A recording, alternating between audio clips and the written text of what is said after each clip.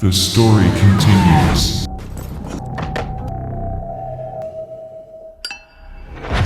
The best jokes are here.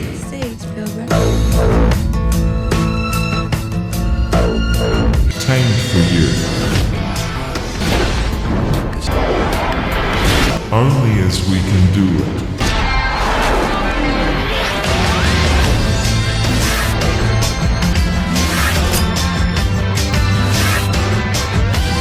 Relax, you are in good hands.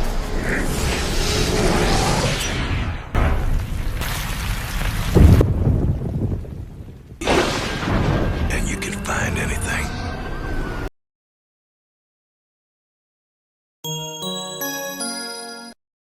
A certain traveler is at the airport waiting to be called to board his flight.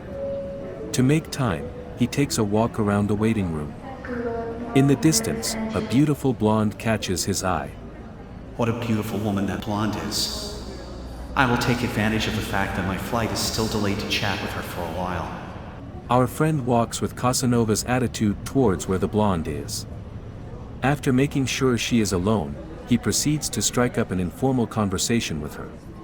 How delayed these flights are! Having to wait here so long. The good thing is that you are given the opportunity to meet interesting people like you. Does it bother you if I sit down and chat for a while so we can put up with this situation? The blonde looks at our conqueror. First she feels the urge to reject him, but then she chooses to follow the talk. Good morning, gentlemen. Nice to meet you. Yes, these flights are a nightmare. They are a necessary evil. Don't even tell me. You end up getting used to it. But let's talk about something more interesting. What do you do? To be honest, I'm a sexologist. I will take this flight to attend a conference where I will present the results of my latest research. Our hero swallows. He can't believe what he's hearing. My luck is incredible. This woman is not only very beautiful, but she is interesting in many different ways. Being aware that the call to board the plane can happen at any time, he launches into asking more personal questions. You are a box of surprises. I suppose your research must deal with very complicated topics. I've actually been interested in the male member for a long time. I travel looking at the size it has in different parts of the world and how that relates to each culture. Almost foaming at the mouth, our heartthrob is on the verge of paroxysm. I guess you still don't have conclusive results from what you have researched. Quite the opposite. My field research has allowed me to draw very precise conclusions. I can tell you with all authority that Arabs are the men who have the largest penis, while the Japanese have the smallest penis. However, it is precisely the Japanese who know how to make better use of it to satisfy their women.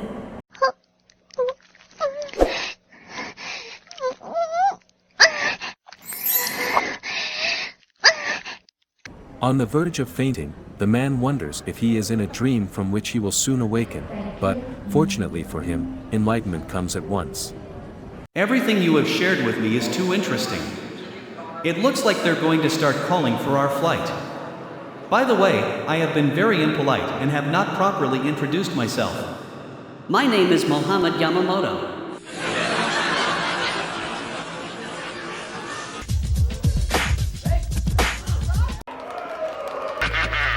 Oh, yeah. Have I mentioned that I want me gold? I want me gold!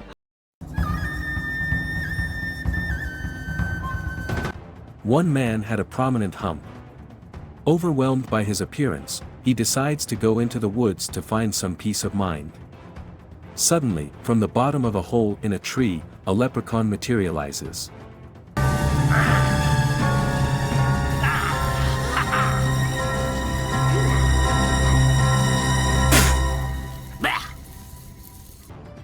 Curious, the creature interrogates the grieving man. What do you have on your back? I have a hump. Come, give it to me. The leprechaun casts a spell, strips the man of his hump and disappears back into the tree.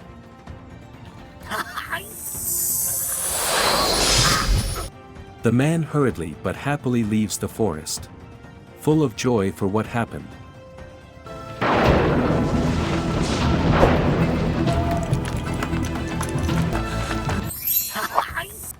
On the way, he meets a friend who is lame.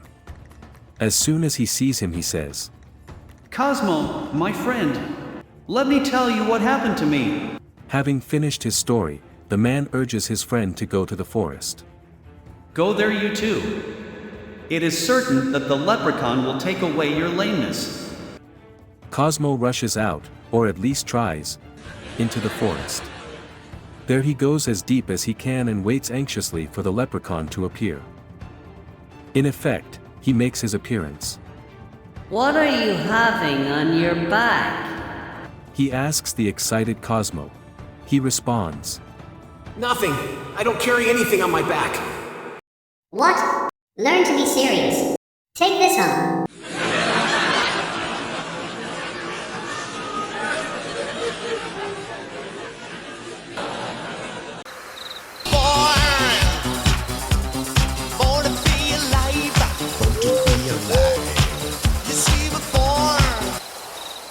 Charlie and Bobby enter the forest for another majestic hunting experience. As they get deeper, visibility becomes more difficult. Being a pair of city dwellers, they have no sharp perception of animal camouflage. Abruptly, and without warning, a huge bear appears on the side. Bobby notices him and desperately shouts, Charlie! Charlie! A bear on your left! The duo flee. After a while, the forces seem to abandon them. Bobby, again, urges his friend to keep running. Suddenly, Charlie stops in a field. Confused, his friend Bobby watches as Charlie not only stops, but sits down, opens his bag and proceeds to change his boots for running shoes. Believing that the impression has clouded his mind, Bobby, in agony, implores him. Charlie, have you gone crazy? Do you think you'll be able to outrun the bear? Charlie, running past Bobby, yells at him. No, Bobby, I don't have to outrun the bear. I only have to outrun you. Time passes, but Charlie continues to be uncomfortable with the forest incident, so he decides to return on his own. Armed with a hunting knife, he is confident that his skills are sufficient to tackle the task. That bear will see what awaits him. He goes into the woods, proceeds cautiously, and, after a while, comes face to face with the bear that made him run last time. Without mincing words, the bear takes the knife from him and proceeds to sodomize the unfortunate Charlie.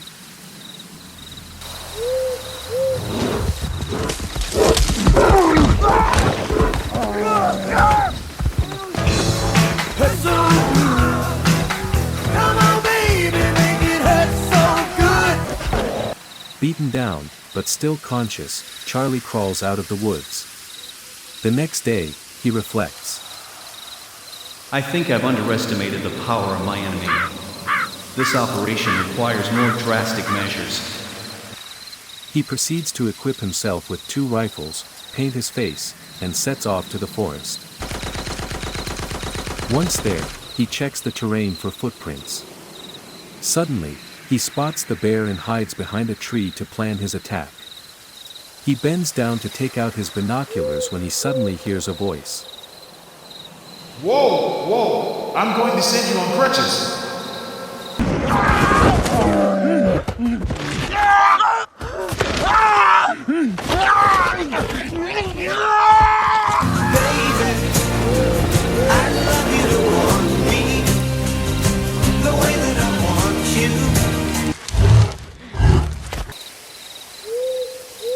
A few days pass and Charlie finds himself recovering in the hospital. His thoughts are not detached from that place. You don't know who you messed with, little bear. You'll see what awaits you. A week later, Charlie deals with the situation accordingly, orders heavy equipment, and goes to face his fate.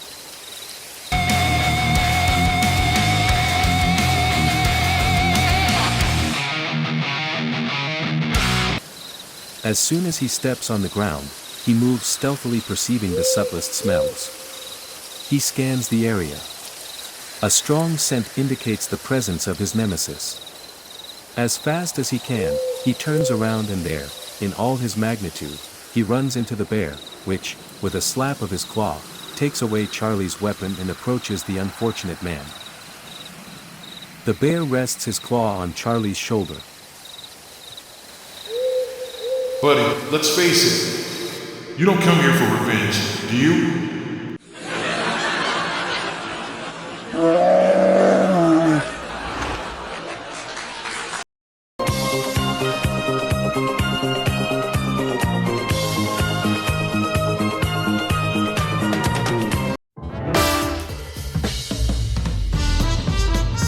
Three friends are gathered at the country club spending a leisurely afternoon in the heat of some spirit drinks. Lady Mountbatten, Lady Grosvenor, and Lady Saxe-Gopher. Friends since childhood, they have maintained their friendship over the years. Friends, I propose a toast. I toast to men even if they pay poorly. Says the shy Lady Saxe-Gopher. And I toast to men even if they don't pay. Adds the cunning Lady Grosvenor. Lady Mountbatten, the most experienced, answers. Well, gals, I toast to men even if I have to pay them. Waiter, another round. The friends continue to talk. Lady Mountbatten, the most enthusiastic, proposes. Witches, this is very boring.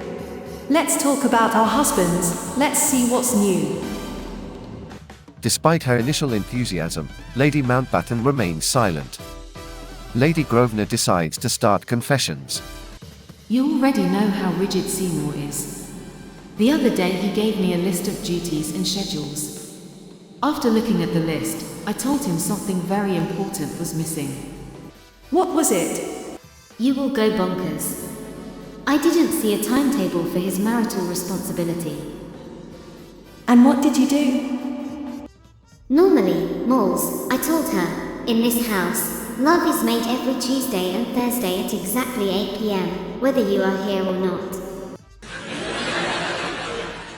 Atticus showed off to me with one of those questions that come to him occasionally. You know, he wants to know everything about my past. He asked me how many men I had slept with. I told him 4 or 5. You're a saint, gooseberry pudding. What did he say to you? He felt embarrassed and apologized. He told me that in the end there weren't that many. What did you tell him? Sure, I told him that this week had been slow. The shy Lady Saxe-Gopher has gathered courage and is about to speak when suddenly a man bursts into the club's facilities. The women look at him in amazement, for he is completely naked. Feeling cornered, he momentarily stops in front of the damsels. These, impressed, inevitably have before them all his manhood. What a quaint! God save the king! Lady Mountbatten, with her mouth open, says. Ladies, this is definitely not my husband. Lady Grosvenor, feeling a tremor in her legs, affirms. And I have to tell you, he's not from the neighborhood either. Little Lady Saxe-Gopher, unable to take her eyes off, with great conviction, manifests. And I can assure you ladies that he is definitely not a member of this club.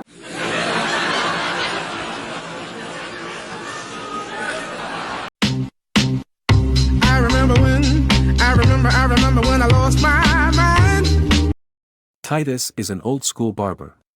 Today is certainly not one of his best days. He's just remembering the incident he had this morning with a client. Hello, Mr. Perkins.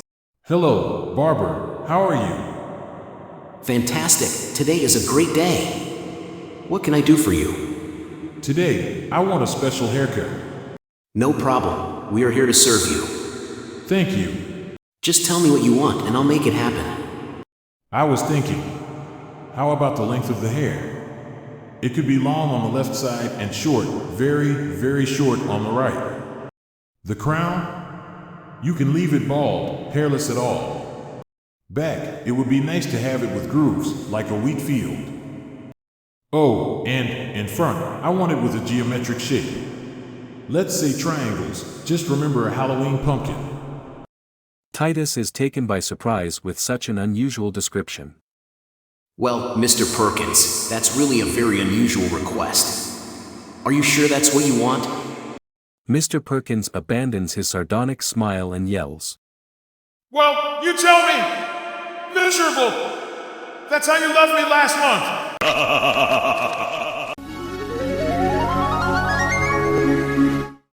Understandably, Titus is badly short-tempered.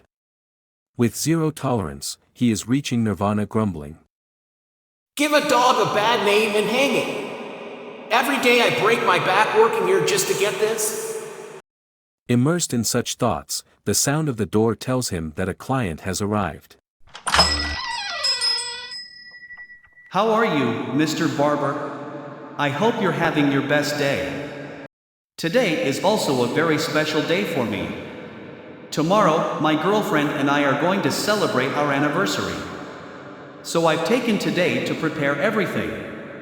I want to beautify myself for her now, and in the afternoon, I will go to a jewelry store to buy her the best jewel I can afford. Titus isn't really paying attention to Alan's words. He intensely desires to vent all his anger on something or someone. With an awkward snicker, he remembers that today is the day of his son's home lesson, so he shouts to summon him.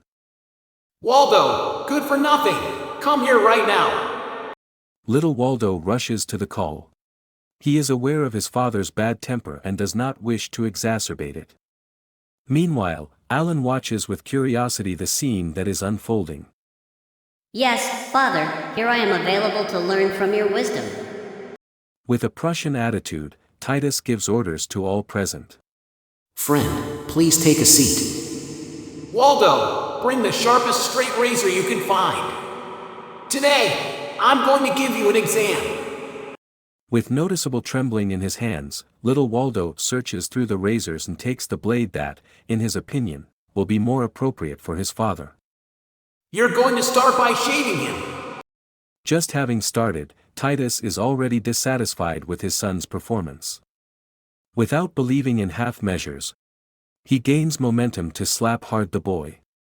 Being Waldo quite agile, he manages to avoid it, but Titus' hand continues its journey and crashes directly against Alan's cheek, leaving an obvious red mark. Alan is too shy to utter any words against Titus, so he stoically endures his pain and only expresses, "Don't worry, it was nothing, it doesn't hurt at all." Waldo continues his work. Not quite sure what to do, he puts the blade on Alan's neck. This simple gesture is the perfect opportunity for Titus to act. Being a faithful follower of the postulate that to spare the rod is to spoil the child, he rubs his hands with vigor and leaps out at the boy to slap him even more strongly. Waldo, again, shows his agility and, again, Titus' hand lays tenderly on Alan's other cheek. The blow is so strong that it causes the chair to rotate several times.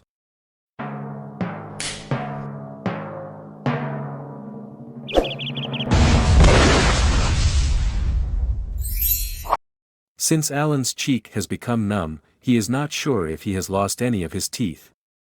Trying by all means to hide the pain that gnaws at him, he projects the best of his smiles and, with a barely intelligible voice, says, Oh! Oh no! Oh no! They're coming in through the back door! Oh no! It's just then when the phone rings and Titus goes to answer it. Little Waldo sees here the opportunity to end his ordeal, so he leaves the neck area and starts cutting Alan's hair. Eager to finish his work before his father returns, but, scared out of his wits, Waldo moves the blade very awkwardly. To his greatest misery, he gives so much force to his movement that he slashes Alan's ear. Already practically unconscious, Alan doesn't even bother to check his condition. He raises both his hands against the creature, looks directly into Waldo's eyes, and says, Child! Throw that ear away! No, much better, kick it and hide it under that chair. If your father finds it, he will for sure leave us, you and me, as dead as a doornail.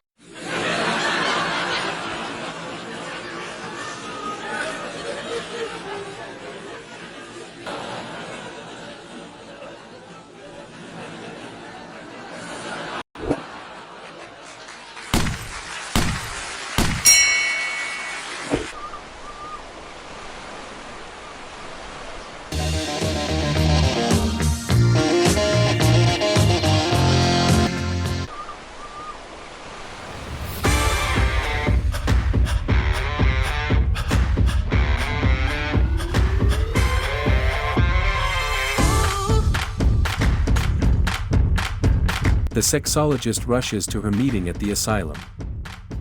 Dr. Horslut, a pleasure to have you with us. I am a big fan of your work and would love to see your hypothesis validated here at our institution. Dr. Horslut has developed a controversial method that promises good results to improve the clinical condition of some mentally ill patients. She is happy to have some to confirm her ideas. That's right, Director. As an expert on the male member, I am convinced that most of the mental conditions that men suffer from are due to some problem in their sexual life. The entire committee carefully follows the doctor's explanations. Have the 3 patients who are a real challenge for you and leave them to me. I will polish them off. The doctor's joke lightens the atmosphere. The director concludes. Not to mention more. Hofstadter, Wulowitz, get those patients as soon as possible. The doctor goes to the surgery to prepare her tests. I can imagine what these people are up to. Surely they will send me the worst crazy people to discredit me, but they don't know the trick I have up my sleeve. The doctor is concentrating on her writing when suddenly she is told that the first patient is arriving. How are you? I'm Dr. Horslut. Let's start with a routine question. Point blank, the doctor says. I see a snicker on your face, which hides great sadness. Tell me what your sexual problem is about. Unusually, the patient responds. You know, Doc. Here in the asylum, they allow us to receive our conjugal visit, but it depends on our progress. It's my turn once a week, and that's why I'm happy. And why the long face? My concern is because today is my turn. Now the next patient is invited to enter. The doctor is very satisfied with her sagacity. Gentlemen, your nervous laughter is a clear indication that your sex life is not going well. Tell me, how often do you make love? The patient blushes but manages to say, Doctor, I am only allowed 1 ambulatory visit per month. Fortunately, I have an old girlfriend who travels every last Friday to be here. The doctor thinks to herself. I see what these bastards are trying to do to me. I'm going to move on to the next patient. The man who follows has even more erratic behavior than the previous ones. He sports a broad smile and bursts into loud laughter. The doctor can't believe what she sees. Oh really? Don't you have something better? Okay, let's play the game. Patient, because of your big laugh, I'm sure you're going to tell me that they only give you 1 visit a year and that it is precisely today. Am I right? The man stammers and with great effort holds back his laughter. No, doctor, you are completely wrong. Today someone is coming, but he is my cousin. The doctor feels like she is starting to enter a labyrinth. But what sexual problem do you have? The man relaxes even more than he was. No, my doc, I don't have any problem. The doctor, in a panic, questions him. But if you don't have a visitor today, why do you have such a huge laugh of satisfaction? Oh, little shrink, it's thanks to my name.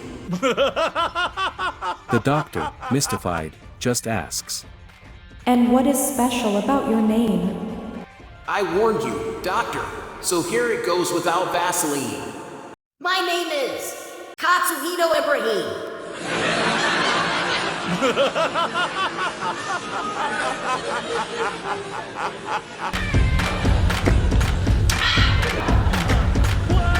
Yikes. Come here. No, I'd rather have the busboy.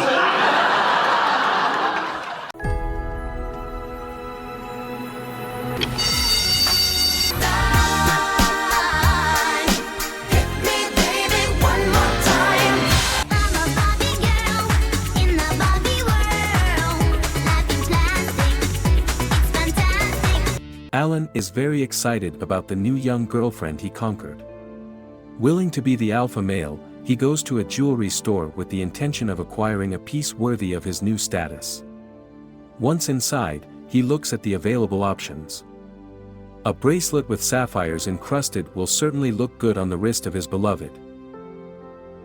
Hello, miss. May I see that bracelet over there?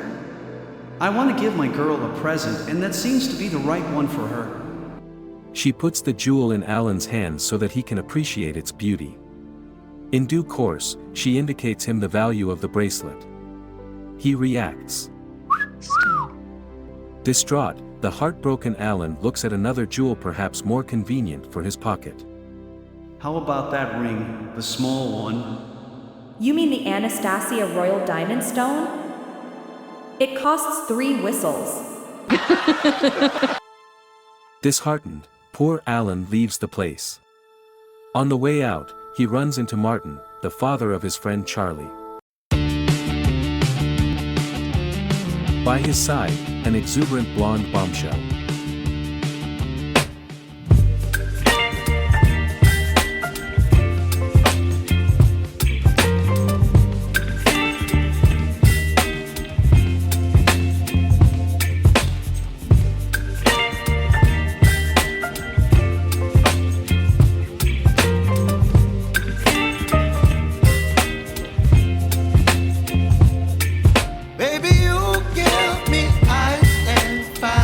Martin asks about the jeweler.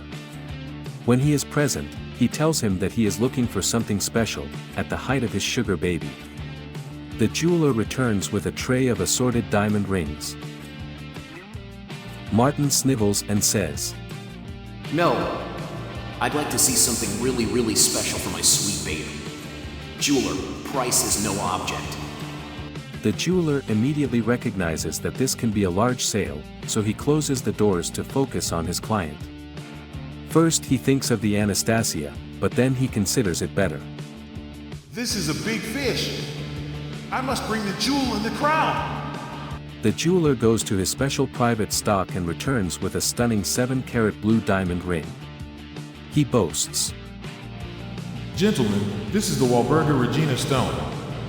With this jewel, any door will be open to you, literally. The young lady's eyes sparkle, and her body quivers with excitement. Martin confirms the transaction. Sir, you have read my mind. That's what I was talking about. Put it in safe. The jeweler asks the aspartame daddy how payment would be made. My man, I am an old school boy. I prefer checks. As it's Friday afternoon and you need to make certain that my funds are good, I will write you the check now and you can call the bank on Monday morning to verify the funds. We will come by Monday afternoon and pick up the ring. The jeweler smiles from ear to ear and gladly agrees to the terms.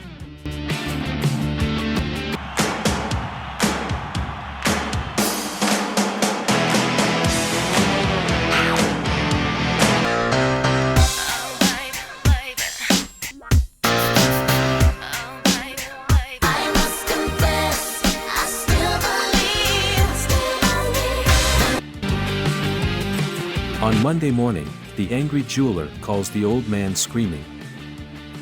Hey dude, is this a joke? There's not even $1 in your checking account. Martin replies, with a smile even bigger than the jeweler's. I know, buddy, but I can't count how many times I got laid over the weekend.